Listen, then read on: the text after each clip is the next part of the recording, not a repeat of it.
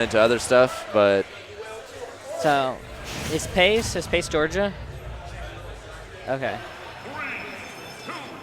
So Zelda versus Joker. I don't know what to think of this matchup other than it's probably solidly Joker's favor. Yeah, I would agree on that. But I'm not really sure what he's really planning on doing other than just... There might actually be value in Joker camping out Zelda, even though his tools are significantly less suited for it. A lot of Zelda's camping tools are so premeditated that you can very easily farm Rebel's Guard and get Arsene potentially multiple times per stock. It might depend on who gets the lead. And so, like, if Zelda has the lead, she might be able to just sit back and throw out some of her down Bs. But I feel like that would be kind of easy to just Rebel's Guard the down B. In that case, Zelda would have to like run up and dash grab. But Zelda, you know, not the fastest character in the game. I know there's something very similar with how Joker plays the Snake matchup. They throw grenades. You can just pick it up, run to the other side of the stage, and then Rebel's Guard. They can't do anything about it. Stuff like that.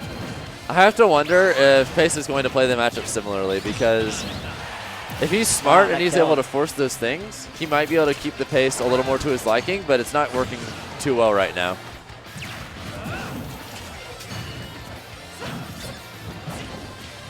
I feel like Joker's hitboxes probably cover a lot of Zelda's blind spots. Like Zelda is not a character that has like great hitboxes like diagonal from her, both when she's in the air or in the ground. That's true, and a lot of Joker's mobility, especially when it comes to burst options and things like that, is about constantly moving in and out of that zone and just being hard to hit in general. Joker's hit and run game is just very naturally suited to poking through the, now that you mention it.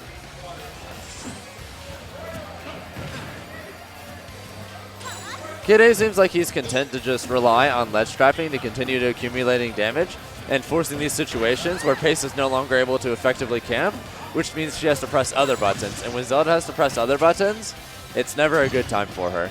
Oh my goodness. Yeah, so Zelda could wait that Rebel's Guard out. KidA started a little bit too early. He's probably a little worried about a burst option, and then it just didn't come. Which forced that to happen. You also have to watch out for releasing the Knight early. Although most of the time I think Zeldas will opt to fully charge it.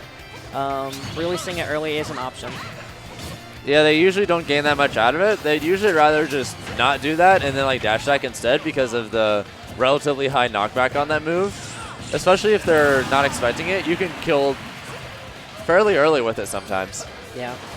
And Pace right there getting up B out shield, killing Joker at 80, so pretty early stock, all things considered. That's how he's been getting most of his wins. It's looking like he's going to have to accept that he's probably going to get out damaged for the most part, but as long as he can secure stock significantly earlier than KidA can, he can basically keep it a relatively even game, even if on paper it doesn't appear to be so. If one character is consistently killing way earlier, then percentages become much more relative, I guess, rather than a literal interpretation of how they scale according to each other. Yeah, I got our son online, and he's at kill percent, so I would say it's not looking good for Pace right now. No, he's one good hit away. Yeah, but we'll see if he can wait this Arsene out. If he can live through it, he has a pretty good chance of getting another pretty early kill. One common mistake that I think a lot of people make against Arsene that Pace doesn't seem to be making right now is playing too defensively against him. A lot of the moves that Arsene has actually have relatively low knockback growth to where as long as you're not close to the blast zones, it's that much harder for them to kill you. So there's a lot of value in just, wow.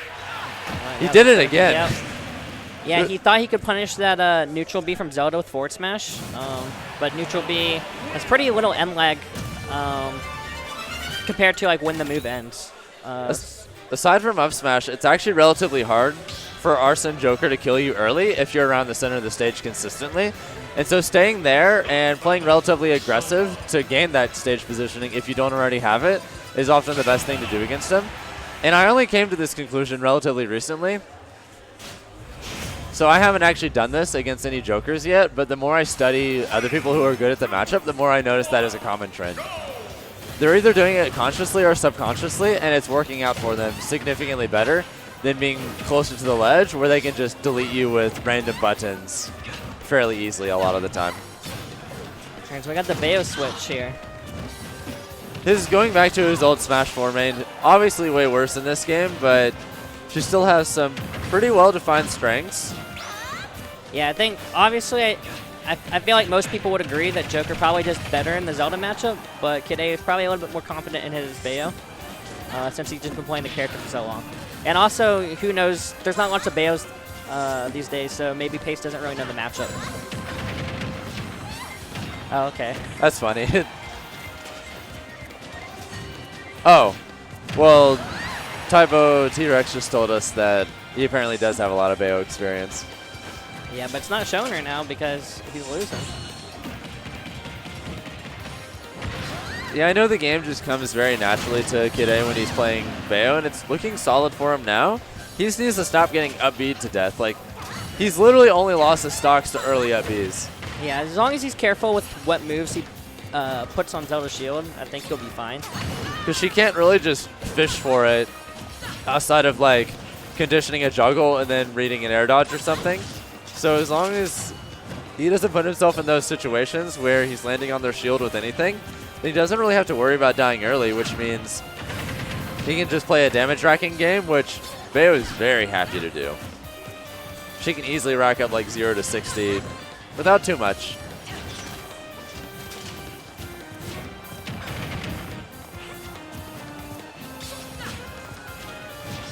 I have to wonder if this game continues the way it is, if Pace is going to switch characters. Oh my goodness. Wow. Yeah, he DI'd in on that. Yeah, I don't think that's real. Well, I think it's a DI mix-up. Because if he DIs away, I think Zelda can get a back air off of it, or forward air, whatever. But if they DI in, then you can get up air. I see. So it's like a 50-50 of sorts. Yeah, I think it probably depends, like percent dependent on like when that, if it is a 50-50, when it works. It'll probably only be a 50-50 at like highly specific windows. Yeah. That makes sense. A lot of characters have stuff like that in this game. Wow, the up B had a little bit more range than KidA was expecting. At least it's not Smash 4 where that stuff had like 60% windows. Yeah. Now stuff like that, if it exists at all, tends to be highly specific.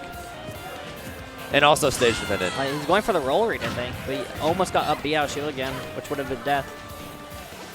It seems to be seems like his game plan has literally just trying to make KidA want to press a button in his face so he can punish it with up B out of shield. If Kevin catches on to this, Kevin is KidA by the way, I have to wonder what Pace is going to do to close out stocks because he hasn't really found another way of doing it yet.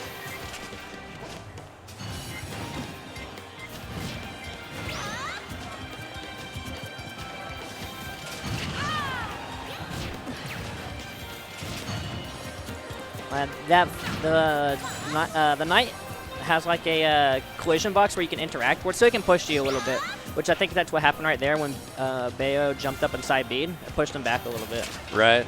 That's actually something that I don't see enough people take advantage of in general, is just hurtbox shifting. Like you can break someone's shield and then nudge them forward, for instance, if you want them to land on or off a platform or whatever. Like you can literally just slightly nudge them forward, or if you break their shield against the ledge, you can literally just push them forward and then they'll die. Things like that, and I don't see enough people doing it. But I suppose the Knight is like a more egregious example of that, since that's kind of a forced example of that interaction rather than you consciously doing it with your own hurtbox. It's its own thing. But I suppose Zelda is like a more obvious example of a character really utilizing that. I know I've seen like Mysterica get some interesting setups with it, for instance. KidA looks so solid yeah, he here. called that out. He noticed that Pace has been landing on stage with the up B, being aggressive with up B a lot, so he just decided to witch time it. And there wasn't really anything to lose from it because even if he up B towards the ledge, he still can ledge trap him.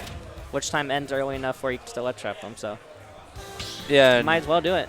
And even though the net return on witch time is low for like low knockback attacks, since the immediate hitbox of Zelda's up B when she appears is extremely strong, you will get quite a lot of punish time, which guarantees quite a bit of leniency to where even if he was a much lower percent, he could probably like charge up smash or forward smash and get the kill anyway. That's just a really good situation to use Witch Time. And then the one drawback, I guess, would be like if, well, for Zelda's up B is, I think, is a little bit more telegraphed where you might be able to react to it. But like, let's say you couldn't react to it. I don't know if you can or not. But if you miss time, the Witch Time, then you're gonna get hit by the up B, obviously. So back to Joker. Interesting after he just won with Bayo. My guess is he's confident he's figured out how pace works, and he feels like his primary game plan against pace was starting to work less effectively, and he mostly just won because of the lead that he had and holding on to it.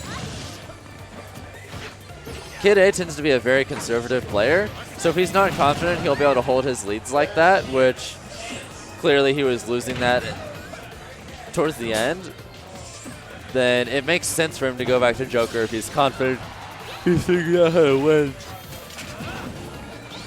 And he has a slight lead right now, which makes it work. Yeah, as long as he doesn't get up B. Yeah, exactly.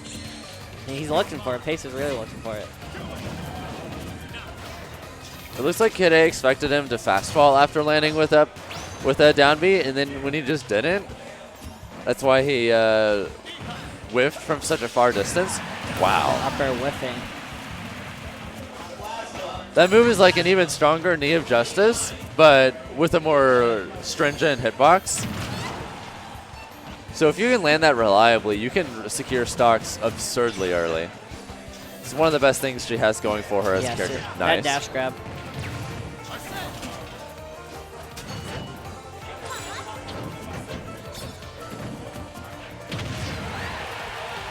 That's a good example of what I talked about earlier, where as long as you stay relatively close to the stage, or relatively close to center stage, you're not going to die at absurd percents to Arsene unless he like F smash or forward smashes you.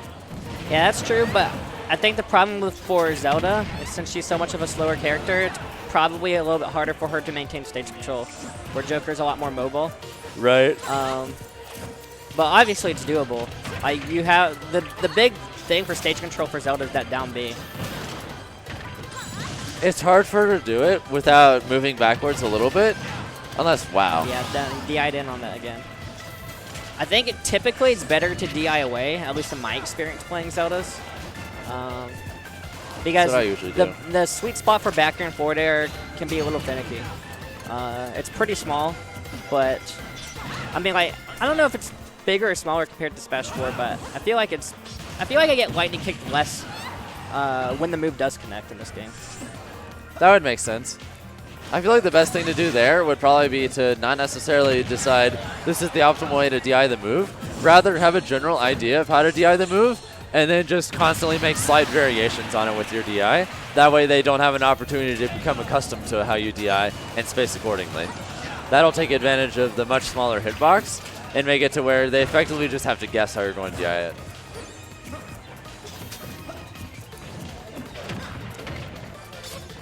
KidA has to make a comeback without Arsene. My goodness, sorry about that. I'm a little bit tired. Did not sleep enough last night. It'd be that way sometimes. He can make this comeback, but he's going to have to outplay pace extremely hard since he has no real room for Arsene. Unless he... Wait. He's getting at those percents where he might be able to get... He hasn't been touched at all, though, this stock. If he can get an F smash, it might kill as long as he's not like center stage. Wow. Oh my goodness. Yeah, looking for the up air.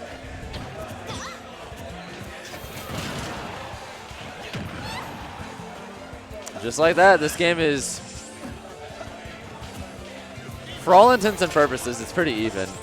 Yeah, I think also it might be around the percent where up B out of shield, if you go up, you fall too far away from it. We'll see. See, yeah, like that. So up, dash tech, I think that's going to be it, yeah. Yep. And that was Sour Spot, so it would have definitely killed even at earlier percents if he got the strong